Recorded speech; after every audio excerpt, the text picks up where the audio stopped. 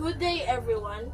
My name is Regina Anda Bukol, and I'm here to present a spoken word tribute from Mi Ultimo Adios, Reimagined, entitled Gibangga Tika o Nasod. Gibangga tika o nasod, dili tungod sa dalan nga akong gilakwan, dili tungod sa kantang akong napaminawan, kung dili tungod sa suba nga klaro kaayo, sa kabukirang presko kaayo, sa kalasangang landong kaayo, nga nagpanilipod ka nato, bisan pa sa panahon, nga kini atong gibiayan o tamasaan. Gibangga tika o nasod, bisan pa sa kusog nga bagyo, bisan pa sa kainit nga nagapasagad sa uma, bisan pa sa hangin nga polusyonado, bisan pa sa basura nga nagtapok, bisan pa sa kahimtang sa walay pagtagad, dili ko muhunong sa pag-amuma. Kay gihigugma tika, mulihok para sa mga kahoy nga giputol, para sa suba nga gihugawan, para sa dagat nga gilabayan, para sa langit nga gipaasuhan.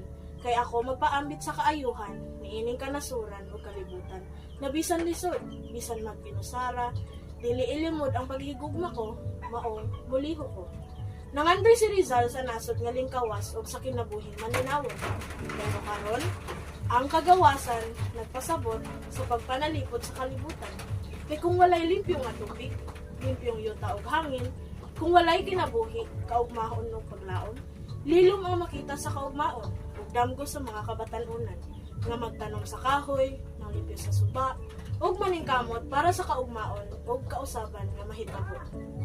Gibangga tika o nasod, pinaagi sa buhat, dili sa pulong, pinaagi sa paghunahuna og desisyon, pinaagi sa pagprotesta, pinaagi sa pagbutar para sa balaod nga moprotekta kanimo, pinaagi sa pag-edukar og palambo nga makatabang kanimo ug sa umaabot nga henerasyon.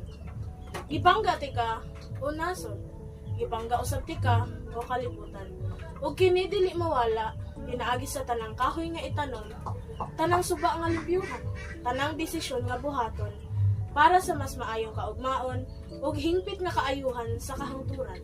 Kini akong saad, ang akong pagmahal, ang akong may ultimo adios, para kanimo o nasod, para sa kalibutan, para sa katawhan.